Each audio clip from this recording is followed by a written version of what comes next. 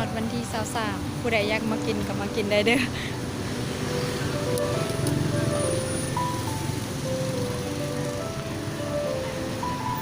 เป็นตาแซ่บ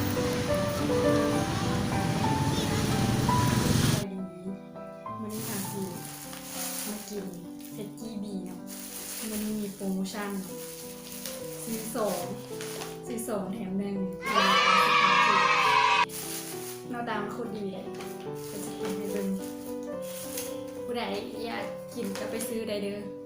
เดี๋ยวจะขึ้นเพจให้เบิ่งเนาะมันมีอยู่ใส่นี่มีหลายสาขาเลยจะเห็นโลโก้น้องงูเลยอันนี้จะเป็นหน้าตาว้าวนี่เลย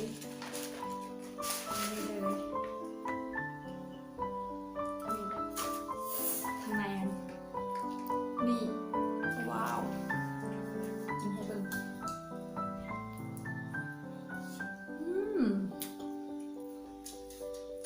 อร่อย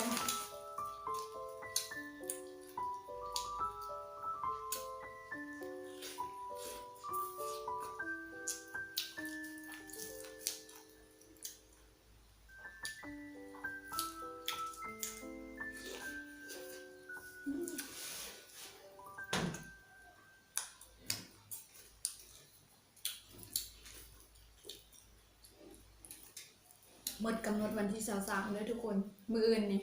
หมดกำหนดซื้อ2แถม1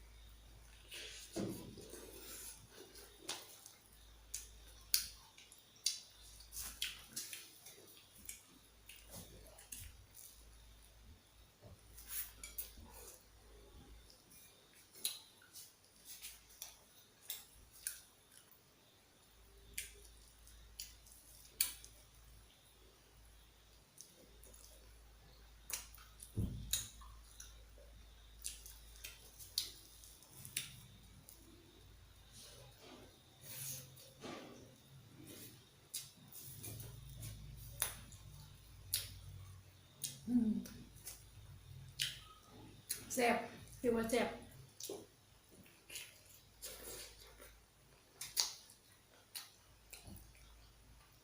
ลองไปซื้อกินเบิ่งเด้อทุกคน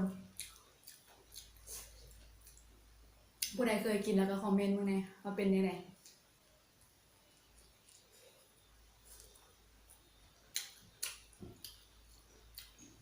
ให้สำหรับผิวโอเคอยู่มันมีมะแตงสลัดกระหล่ำแล้วก็จะมีหมู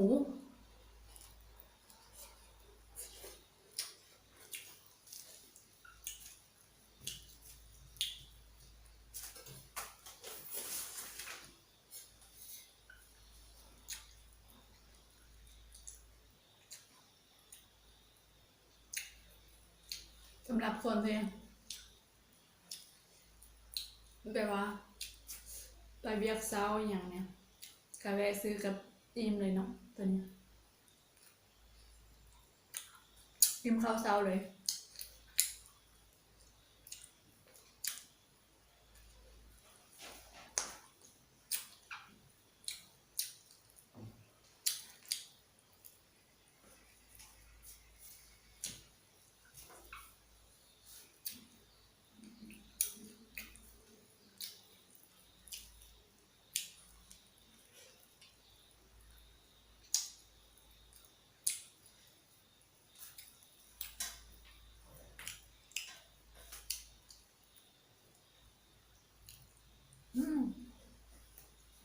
หมดเลย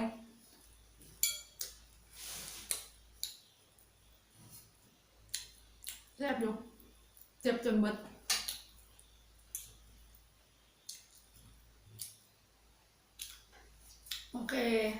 คลิปนี้ก็ขอจบเพียงสำนี้เนาะคันถ้าผู้ใดมีแนวกินดีๆก็แนะนำมาเด้อใต้คอมเมนต์นี่เลยเนาะอย่าลืมกดไลค์กดแชร์กด Subscribe ให้พิมพ์เด้อลีนผ่านกันไปบ๊ายบาย